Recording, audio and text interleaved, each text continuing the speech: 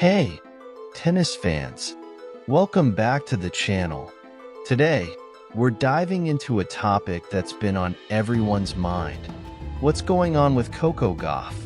After a surprising early exit from the Olympics and a shaky start to her latest tournament, many are wondering if something is off with the young superstar. Is it just a rough patch, or could there be deeper issues at play?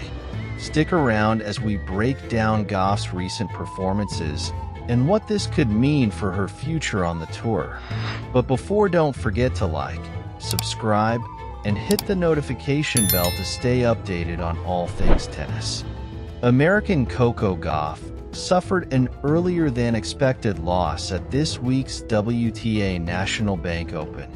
The world number 2 went down in the third round on Friday to another 20-year-old, Russia's Diana Schneider, in straight sets, 6-4, 6-1. Speaking to the media after her loss, Gauff said she had a bad day on the court and did not feel comfortable in any part of her game, especially her returns.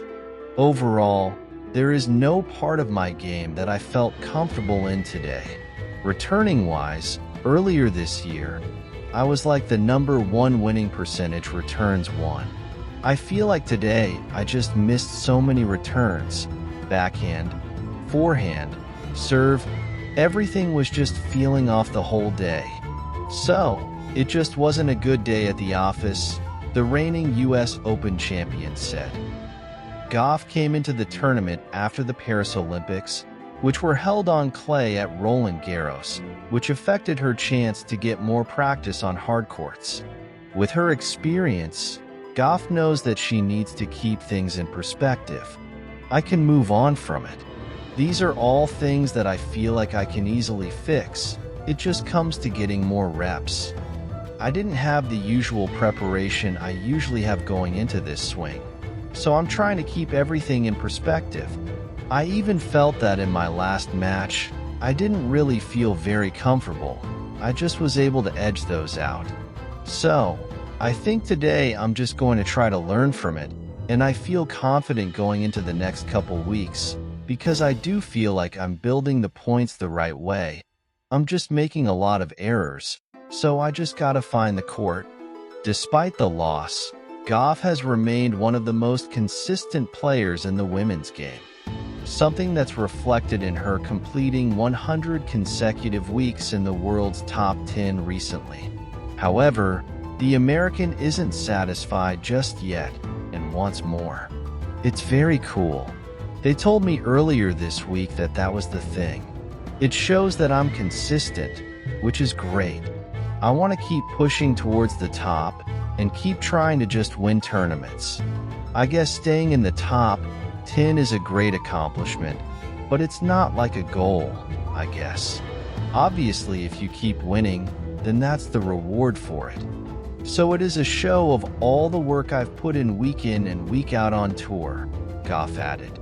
Coco Gauff, one of the rising stars in tennis, has been facing a rough patch recently, marked by her unexpected early exit from the Olympics and a shaky start in subsequent tournaments.